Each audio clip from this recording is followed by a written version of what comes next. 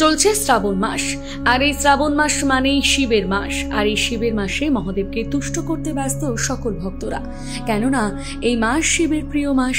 এই মাস চলবে অগাস্টের মাঝামাঝি পর্যন্ত। তবে এই সময় 5টি সোমবার পড়েছে, কথা আপনারা ইতিমধ্যে জেনে গিয়েছেন।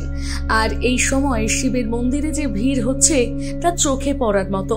বিশ্বাস করা হয় অন্যান্য মাসের তুলনায় এই মাস খুবই গুরুত্বপূর্ণ। আপনি কি জানেন এমন কিছু গাছ আছে যা ভগবান শিবের বড্ড প্রিয়? শ্রাবণ মাসে এই গাছগুলো রোপণ করলে ভগবানের বিশেষ আশীর্বাদ পাওয়া যায়। আপনার বাড়িতেও এই গোটা শ্রাবণ মাস জুড়ে এই গাছগুলোর মধ্যে যে কোনো একটা গাছ লাগিয়ে নিন, দেখবেন সুফল পাবেন হাতে নাতে। কোন কোন গাছ লাগাবেন চলুন জেনে নেওয়া যাক। লাগাতে পারেন অশ্বত্থ গাছ। হ্যাঁ, এই গাছটি শিবের অত্যন্ত প্রিয় বলে মনে করা হয়।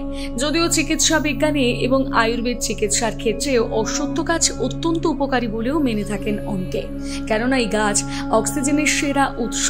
শ্রাবণ মাসে কোথাও অশ্বত্থ গাছ লাগালে তার পরিচর্যা করলে মহাদেব ভীষণ খুশি হন। এরপরে রয়েছে কলা গাছ। শ্রাবণ মাসে কলা গাছ খুবই গুরুত্বপূর্ণ, কারণ এতে মহাদেব অত্যন্ত প্রসন্ন হন। কলা গাছ ভগবান বিষ্ণুর কাছেও ভীষণ প্রিয়, তাই মনে করা হয় এই শ্রাবণ মাসের জুড়ে কোনো এক সোমবারে বা যে কোনো দিন যদি কলা গাছ লাগাতে পারেন, তাহলে ভক্তের প্রতি বিশেষ দৃষ্টি দেন মহাদেব এবং বিষ্ণু, দুই দেবতারই আশীর্বাদ পাওয়া যায়। এরপরে রয়েছে বেলগাছ। বেলপত্র আমরা সকলেই জানি ভগবান শিবের বড্ড প্রিয়। এছাড়া বেলগাছ লাগালে দ্বিগুণ উপকার পাওয়া যায়। এই গাছের পাতা ফল সবটাই তো ঔষধি গুণে ভরপুর। পুরাণেও এই গাছের বর্ণনা আছে।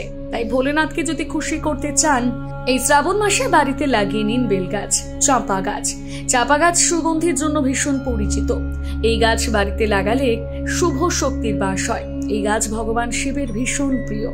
এছাড়া এই গাছের ফুলের গন্ধে মানসিক শান্তি আসে। তাই শ্রাবণ মাসে লাগিয়ে নিতে পারেন চাঁপা গাছও।